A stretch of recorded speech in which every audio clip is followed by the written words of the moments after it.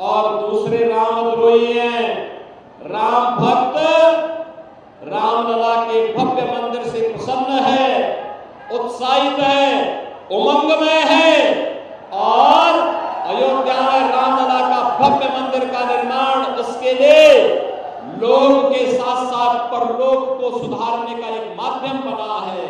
क्योंकि हर राम भक्त अपनी वर्तमान पीढ़ी को और भावी पीढ़ी को बोल पाएगा कि हाँ, प्रभु रामलला के भव्य मंदिर के निर्माण में 500 वर्षों के बाद प्रभु रामलला को विराजमान कराने में मैंने भी योगदान दिया था, क्योंकि कमल चुनाव चिन्ह पर मैंने भी वोट दिया था। और लोग तो सुधरेगा ही सुधरेगा, लेकिन जब परलोक जाएंगे तो पूर्वजों को भी बता पाएंगे कि देखो, आपके संकल्प को, आपकी आस को हमारे वोट ने पूरा किया। अयोध्या में रामलला जो विराजमान हुए हैं ना, ये मोदी जी के नेतृत्व में, योगी जी जब प्रदेश के मुख्यमंत्री थे तब, लल्लू सिंह जी जब वहां के सांसद थे तब, सतीश शर्मा जब दरियाबाद के विधायक थे तब ही नहीं, बल्कि ये तब हुआ जब हमने वोट दिया। आप मुझे बताओ, लल्लू सिंह जी सांसद चुने जाते हैं तब मोदी जी प्रधानमंत्री बनते हैं ना। जब सतीश शर्मा विधायक बनते तब मैं मुख्यमंत्री बनता हूं ना। एक राम भक्त उत्साहित है, उमंग में है, और दूसरी तरफ रामद्रोही है। वे ना घुसते, कहते हैं राम मंदिर बेकार बना। बहनों और भाइयों, ये वही लोग हैं जो राम भक्तों पर गोलियां चलाते थे। ये वही लोग हैं जिनके समय में राम जन्मभूमि पर आतंकी हमला हुआ था। ये वही लोग हैं जो लोग राम भक्तों पर गोलियां चलाते हैं और आतंकवादियों पर दायर मुकदमों को वापस लेते हैं। ये वही लोग हैं जो कहते थे अयोध्या में परिंदा भी पर नहीं मार सकता। और बहनों और भाइयों, जब आप अयोध्या गए होंगे दर्शन करने के लिए, आपने देखा होगा लाखों का जन सैलाब वहां दर्शन के लिए उमड़ा हुआ है। देख रहे हैं ना, देख रहे हैं ना बहनों और भाइयों, या तो रामद्रोही मोदी जी का विरोध कर रहा है या पाकिस्तान विरोध कर रहा है। दोनों के स्वर एक जैसे मिल रहे हैं इस समय, क्योंकि राम भक्त जो है वह राष्ट्र भक्त भी है। जो राष्ट्र भक्त होगा वह पहले देश के विकास के बारे में सोच रहा है, भारत के उत्थान के बारे में सोच रहा है, भारत को ब्रह्म वैभव की स्थिति में पहुंचाने के लिए सोच रहा है, भारत के विकास के लिए उसकी प्रतिबद्धता है, भारत को दुनिया की बड़ी ताकत बनाने के लिए, भारत की सुरक्षा के लिए, बड़े बड़े विकास के कार्य लाने के लिए, गरीब कल्याण कार्यक्रमों को आगे बढ़ाने के लिए वह पूरी प्रतिबद्धता के साथ कार्य कर रहा है। और बहनों और भाइयों, जो रामद्रोही हैं वे आज भी पाकिस्तान का राग लाप रहे। क्या कहते हैं? कहते हैं पाकिस्तान के खिलाफ मत बोलो, उसके पास एटम बम है। अरे हमारे पास भी तो एटम बम है, हमारा एटम बम बीच में रखने के लिए नहीं बना है।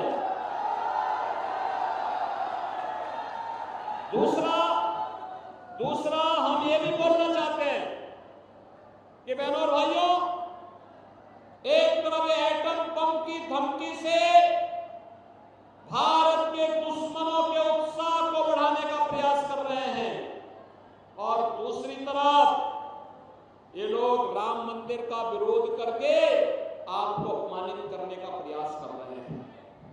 बहनों और भाइयों, आपका एक वोट कितना महत्वपूर्ण है यह आपने देखा होगा।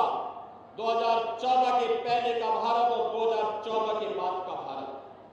2014 के पहले गरीब भूख से मरता था, स्वास्थ्य सुविधा के अभाव में मरता था, किसान आत्महत्या करता था, नौजवान पलायन करता था, बेटी और व्यापारी सुरक्षित नहीं थी, दंगे होते थे, कर्फ्यू लगता था, सर्वत्र अराजकता का वातावरण था।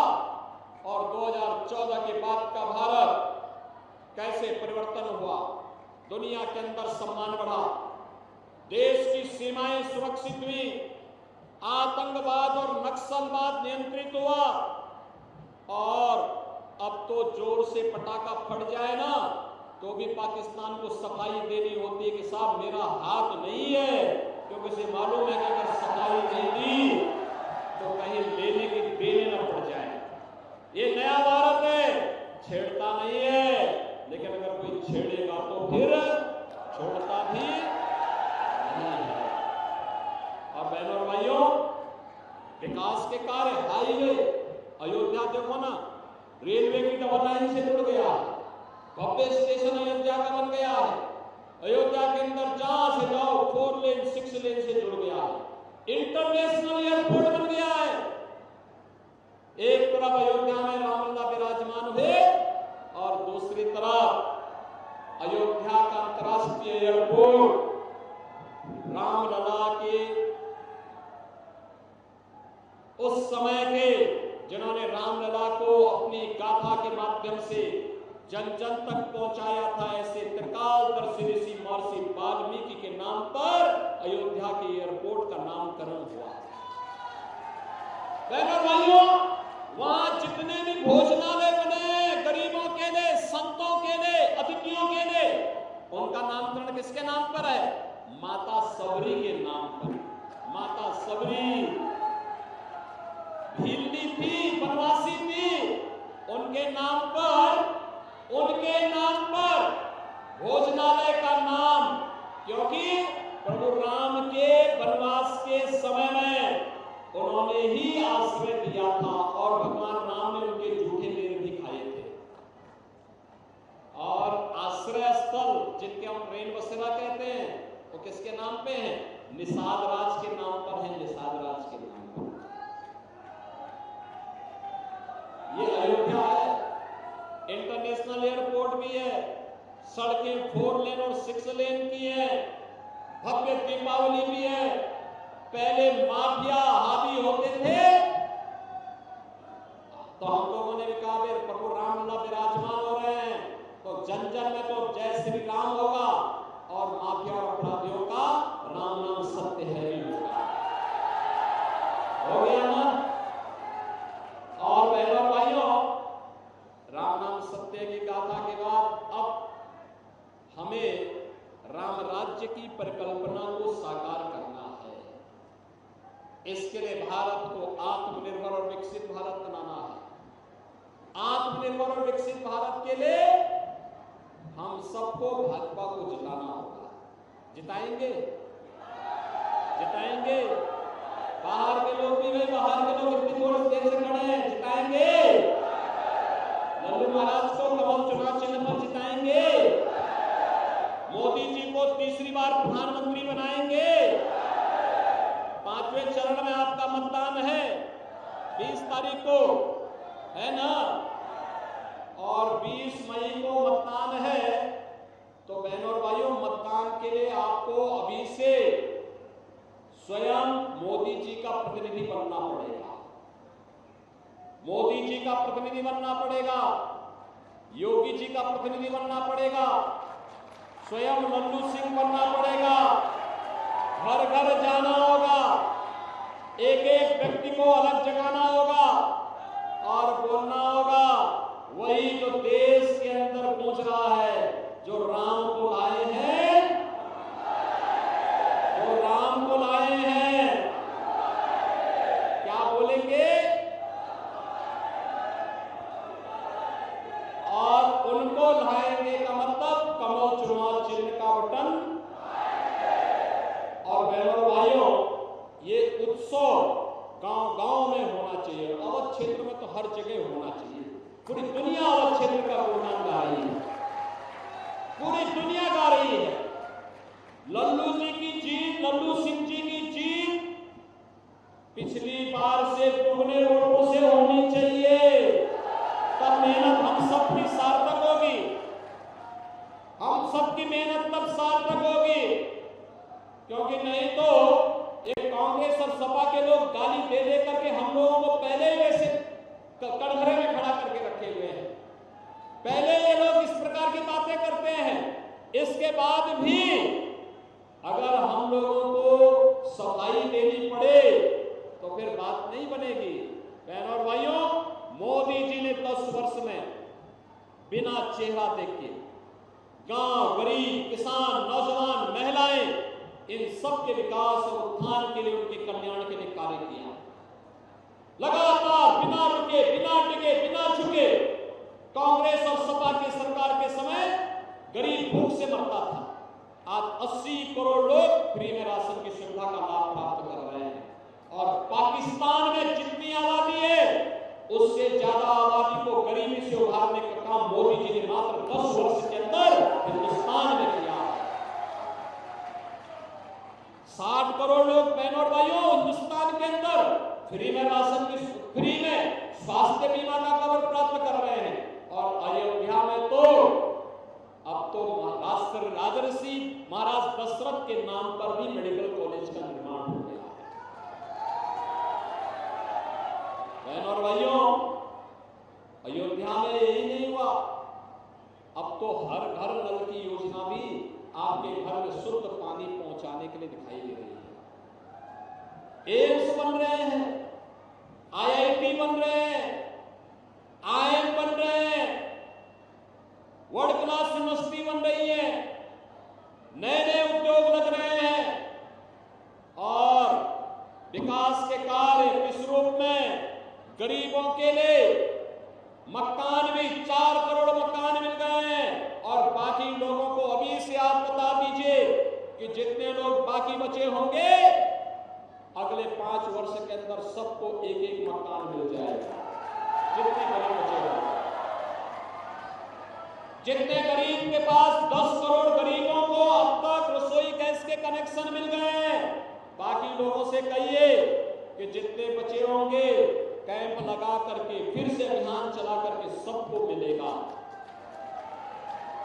12 करोड़ किसानों को किसान सम्मान निधि का लाभ प्राप्त हो रहा है। 12 करोड़ घरों में शौचालय बन गए हैं। बहनों और भाइयों, जो कभी नहीं हुआ वो मोदी जी ने करके दिखाया है। और इसीलिए तो कह रहे हैं ये कांग्रेस और सपा के लोग केवल लालच देते थे, गुमराह करने का काम कर रहे हैं। कितना झूठ बोलते हैं लोग। यानी दोनों लड़के क्या कहते हैं, मिलकर के लूटेंगे और हारेंगे तो टूटेंगे। यानी हारेंगे तो एक दूसरे पर ये लोग आरोप लगा करके आपस में ही मारपीट करेंगे। अपना तो जो करना होगा करें, लेकिन कम से कम देश को तो न लूटे। इसकी पुख्ता व्यवस्था भी से हमें करनी होगी। और इसीलिए इनके द्वारा जो काम किया जा रहा है, बाबा साहब भीमराव अंबेडकर के द्वारा बनाए गए संविधान में अनुसूचित जाति, जनजाति और पिछड़ी जाति के आरक्षण पर सेंध लगाने का इनका प्रयास होने जा रहा है। इस सपा के लोगों को, कांग्रेस के लोगों को सफल मत होने देना। बहनों भाइयों, गुमराह करेंगे, आपको झूठ बोलेंगे। और मैं अयोध्या में तो इस बात के लिए भी आपसे कहूंगा, यह अयोध्या की धरती है, महाराज दलित की धरती है, जिन्होंने गौ माता को बचाने के लिए अपना शरीर भी शेर के सामने प्रस्तुत कर दिया था। और आज कांग्रेस के लोग क्या कहते हैं, ये इंडी गठबंधन के लोग क्या कहते हैं, ये कहते हैं कि अगर कांग्रेस नेतृत्व की समाजवादी पार्टी और कांग्रेस की सरकार बनी तो ये कहते हैं कि हम अल्पसंख्यकों को उनकी रुचि के अनुसार खान पान की स्वतंत्रता देंगे। बहनों और भाइयों, बहुसंख्यक और अल्पसंख्यक में कहां पे भेद है? रोटियों भी खाते होंगे, अल्पसंख्यक भी खाता है, बहुसंख्यक भी खाता है। चावल बहुसंख्यक भी खाता है, अल्पसंख्यक भी खाता है। सब्जी दोनों खाते होंगे, दाल दोनों खाते होंगे, पूड़ी पकौड़ी सब, हलवा सब खाते होंगे।